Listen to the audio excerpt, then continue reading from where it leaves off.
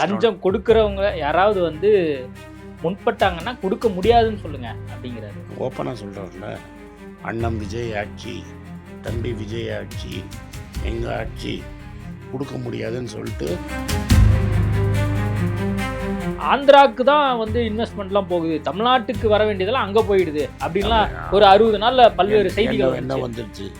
செய்தி வந்தால் பொறுமை என்ன போயிடுச்சுன்னு சொல்லுங்க. இல்லை, இந்த 60 நாளில் என்ன இன்வெஸ்ட்மெண்ட் வந்திருக்கு உங்களை கவனம் பெறக்கூடிய விஷயமா? 60 நாளில் இப்போ வந்து 60 நாள்லாம் இன்வெஸ்ட்மெண்ட் வராது. இல்லை, கீர்த்தனாவோட செயல்பாடு நீங்கள் எப்படி பார்க்குறீங்க? அவங்க எல்லாம் அந்த அட்மினிஸ்ட்ரேஷனையோ அல்லது சரியாக புரிஞ்சுப்பாங்கன்னு நினைக்கிறீங்களா? எல்லாம் டெஃபினட்டாக பண்ணுவாங்க. ஏன் பண்ண மாட்டாங்கன்னு நினைக்கிறீங்க? சின்ன பொண்ணாக சின்ன இருக்காங்க. பொண்ணாக இருந்தால் பண்ண முடியாதா?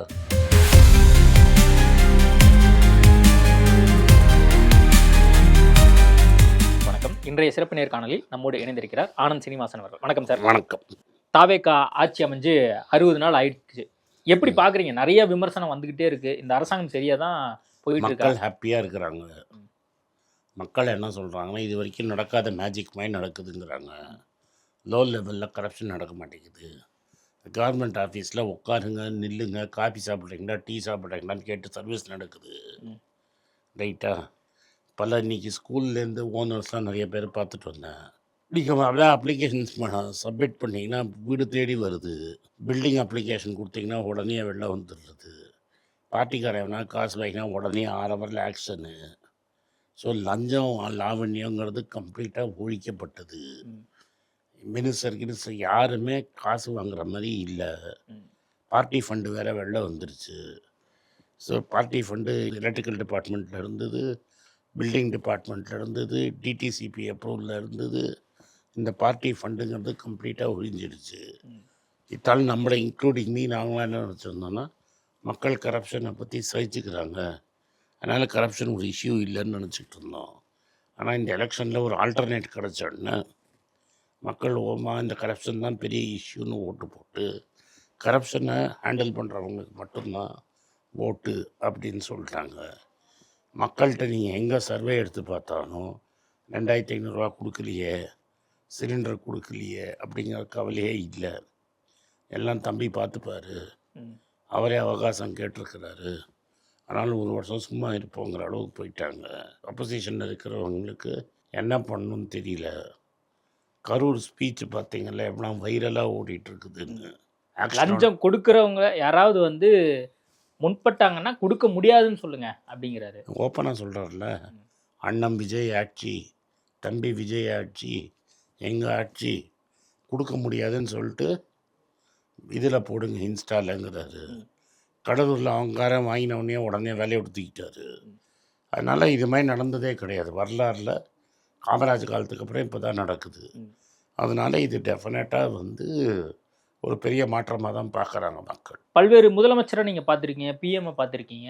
ஒரு வெளிப்படைத்தன்மையான ஒரு கவர்மெண்ட்டை கொடுக்கணுங்கிறது தான் தாவேகா அரசாங்கத்துடைய நோக்கமாக இருக்குது. மக்களும் வந்து தயாராக இருக்காங்க அப்படிங்கிறது நம்மளால் புரிஞ்சுக்க முடியும். பட் அதிகாரிகள் இதுக்கு துணை போயணும் அப்படிங்கிற ஒரு முக்கியமான விஷயம். அப்படி இல்லைன்னா அதிகாரிகளுக்கு வேலை போயிடும்.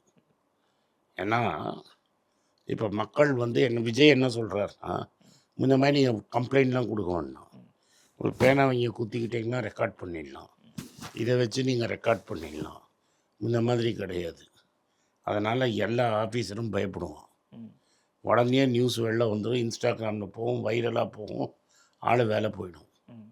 இப்போ நீங்கள் பார்த்தீங்கன்னா அருணை போட்டாங்க, அவர் தப்பு போட்டார் தெரியாமல், அது தவறுன்னு இப்போ எல்லோரும் எடுத்து சொன்னப்பறம் அவர் தூக்கி அடித்து இங்கே போலீஸ் அகாடமிக்கு மாற்றிட்டாரு. ஸோ அவர் தப்பு பண்ணிட்டாருன்னா தப்பு பண்ணிட்டோம் நம்ம மாற்றணும் அப்படின்னு நினைக்கிறாரு. தப்புனா அக்னாலேஜ் பண்ணிக்கிறாரு, மாத்திரை. இப்போ அருணை வந்து எல்லோரும் என்ன சொன்னாங்க, லஞ்சம் ஒழிப்பிக்கிறதுக்கு அருணா அப்படின்னு கேட்டிங்க. இன்றைக்கி என்ன ஆச்சு, அருணை தூக்கி எங்கேயோ அடிச்சிட்டாரு. அதனால் ஒரு மிஸ்டேக் ஆகிடுச்சுன்னா கூட அவருக்கு தெரியாமல் அதை அவர் மாற்றத்துக்கு தயாராக இருக்கார். இதே ஏர்மாரா நம்ம டெல்லியில் இங்கே வச்சான் அங்கே வச்சான், கடைசியில் எதை சொல்லி ஆட்சிக்கு வந்தாங்களோ அந்த கல்லாலேயே கை வச்சுட்டாங்க. சுமார் 6000 கோடி வரைக்கும் காணும் அப்படிங்கிறாங்க. எவ்வளோ போயிருக்குன்னே சொல்ல மாட்டேங்கிறாங்க. பெரும் தலைகளை யாரையும் பிடிக்க மாட்டேங்கிறாங்க. கேட்டால் டிரைவர் லஞ்சம் அடித்தான், அவன் அடித்தான், இவன் அடித்தாங்கிறாங்க. ஒரு தமிழ்காரர் ஒருத்தர் ஐஏஎஸ் ஆஃபீஸரு 1.5 கோடி ரூபா செலவு பண்ணி 24 கேரட் தங்கத்தில் ராமச்சரித்திர மனசை கொடுத்துருக்காரு. அது காணுமா? பல பேர் நகை கொடுத்தது காணும். அதாவது நான் எதுக்கு இதை சொல்கிறேன்னா, ஜோசப் விஜயோட அரசாங்கம் இப்படி இருக்குது, ஒரு மதத்தின் பேரில் மத வெறியின் பேரில் வந்த அரசாங்கம் எப்படி இருக்குங்கிறதுக்கு ஒரு கான்ட்ராஸ்ட் எதிர்காட்டாக இது இருக்குது. அதிகாரிகள்லாம் வந்து மாற்றப்படுறாங்க அப்படிங்கிறது ஒரு பக்கம் நம்ம பார்த்துட்டே இருக்கோம். அதே நேரத்தில் இங்கே இருக்கக்கூடிய அமைச்சர்கள் மீது ஆங்காங்கே குற்றச்சாட்டு வந்துட்டே இருக்கு. குறிப்பாக தொழில்துறை அமைச்சர் கீர்த்தனா மேலே பல்வேறு குற்றச்சாட்டு வந்துட்டே இருக்கு. அவங்க தேவையில்லாமல் ஆய்வு பண்ணுறாங்க, இன்வெஸ்ட்மெண்ட் வர்றதை வந்து இவங்க சரியாக ஹேண்டில் பண்ண மாட்டேங்கிறாங்க. இந்த பாருங்க, இப்போ நாங்கள் ஒரு மினிஸ்டர் மேலே ஒரு நம்ம என்கொயரின்னு ஒன்று வச்சா மினிஸ்டர் போய் சிங்கப்பூரில் படுத்துக்கிட்டாரு, இன்னொரு மினிஸ்டர் ஓடி போய் உழைஞ்சிட்டாரு. எந்த இது வரைக்கும் எல்லா ஒரு யாரெல்லாம் இன்வெஸ்ட் பண்ணணும்னு நினைக்கிறாங்களோ யாருமே வந்து முன்னெல்லாம் எல்லாமே பச்சை நோட்டு கேட்குறாங்க, சேப்பு நோட்டு கேட்குறாங்கன்னு தான் சொல்லுவாங்க. இப்போ எவனுமே வாயை திறக்க மாட்டேங்கிறாங்க. யார் இது வந்து திமுகவோட சதி. எல்லாரும் ஹாப்பியாக இருக்கிறாங்க. ஆந்திராவுக்கு தான் வந்து இன்வெஸ்ட்மெண்ட்லாம் போகுது, தமிழ்நாட்டுக்கு வர வேண்டியதெல்லாம் அங்கே போயிடுது அப்படின்லாம் ஒரு 60 நாளில் பல்வேறு செய்திகள் என்ன வந்துருச்சு. செய்தி வந்தால் போகிறோமா, என்ன போயிடுச்சுன்னு சொல்லுங்கள். இல்லை, இந்த 60 நாளில் என்ன இன்வெஸ்ட்மெண்ட் வந்திருக்கு உங்களை கவனம் பெறக்கூடிய விஷயமா? 60 நாளில் இப்போ ஒன்றும் 60 நாள்லாம் இன்வெஸ்ட்மெண்ட் வராது தம்பி.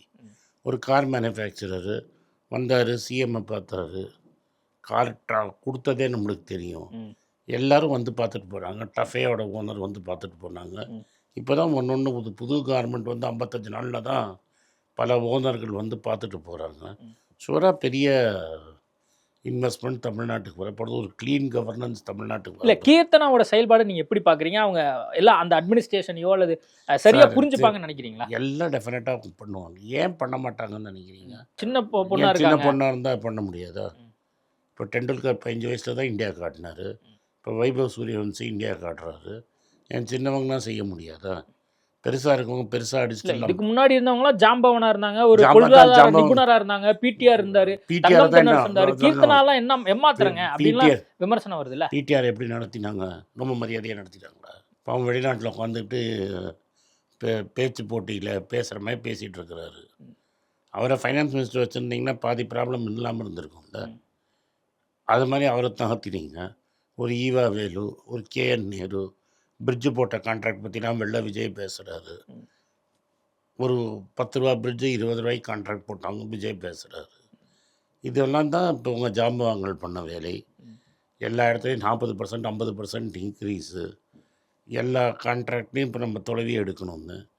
அதுக்கப்புறமா வந்து கோவிலுக்கு வந்திருக்கு பணம், அதை எடுத்து சும்மா வேறு எங்கேயாவது மண்டபம் கட்டுறேன், அதை கட்டுறேன், இதை கட்டுறேன்னு கோவில் நிர்வாகத்துக்கு செலவு பண்ணாமல் எங்கேயாவது 10-100 ரூபாய்க்கு கட்ட வேண்டிய மண்டபத்தை 250 ரூபாய்க்கு கட்டினது எல்லாத்தையும் கேன்சல் பண்ணி எல்லாத்தையும் எஃப்டியாக போட்டு கோவில் நிர்வாகத்தை சரி பண்ணுங்கன்னு சொல்லியிருக்கிறாங்க.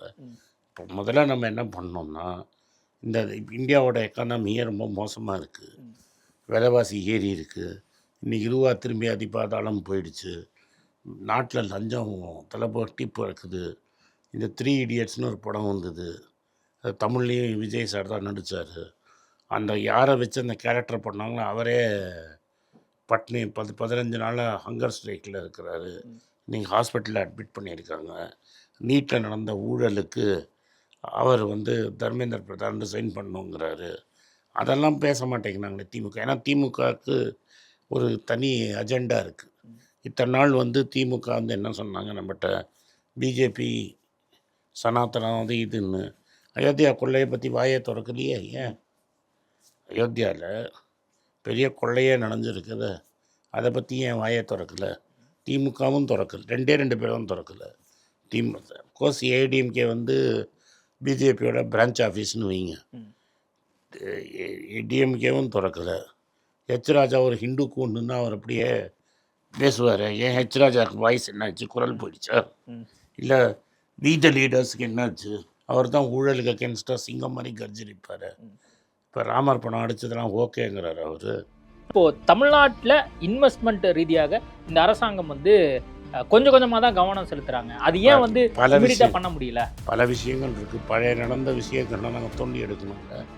நாங்கள் ஏதாவது புதுசு பின்னாடி போயிட்டு பழச விட்டுட்டோம்னா இன்வெஸ்ட்மெண்ட் ஆங்கிள் பொறுத்த வரைக்கும் அடுத்து இவங்க ஃபோக்கஸ் பண்ண வேண்டியது எதை நோக்கி இருக்கும்? பழச Budget மட்டுமே கிளறிட்டே இருந்தா அப்புறம் 6 மாசம் முடிஞ்சு போயிடுச்சு, அப்புறம் பரவாயில்ல, கடைசியா திமுக சொல்ற மாதிரி ஆட்சி மாறிடுச்சுன்னா ஆட்சிலாம் கட்சி மாறப்போகுதுன்னு நீங்கள் நம்புறீங்களா? எல்லாருக்கும் வணக்கம். குழந்தைங்களுக்காக ஃபைனான்ஷியல் லிட்ரஸி மணி ஃபார் நத்திங்னு 2வது பார்ட்டு. அண்ட் இதில் வந்து செக் எழுதுறது எப்படி, டெபாசிட் ஸ்லிப் எழுதுறது எப்படி, பணம் எப்படி வந்தது, பார்ட்டர்லேருந்து டிமானிட்டைசேஷன் வரைக்கும் எல்லாத்தையும் கவர் பண்ணியிருக்கோம். உங்கள் குழந்தைங்க அப் டு ஏஜ் 10-12க்கு ரொம்ப யூஸ்ஃபுல்லாக இருக்கும். இந்த புக் இப்போதைக்கு ஒரு ஸ்பெஷல் ப்ரைஸில் 450 ரூபாய்க்கு கொடுக்குறோம். இதை யூஸ் பண்ணிக்கோங்க. நன்றி, வணக்கம். moneypage.com வெப்சைட்டை சப்ஸ்கிரைப் பண்ணுங்கள். ஒரு வாரத்துக்கு 4 ப்ரீமியம் ஆர்டிக்கல், ஃப்ரீ ஆர்டிகல்ஸ் ஒரு 10லேருந்து 15 நாங்கள் போடுறோம். இது சப்ஸ்கிரிப்ஷன் ஒரு மாதத்துக்கு 99 ரூபா தான். இங்கே சொல்கிற கான்செப்ட்ஸை கிரேட்டாக எக்ஸ்பேண்ட் பண்ணி போடுறோம். நீங்கள் படிச்சிங்கன்னா உங்களுக்கு யூஸ்ஃபுல்லாக இருக்கும். நன்றி, வணக்கம். வணக்கம்.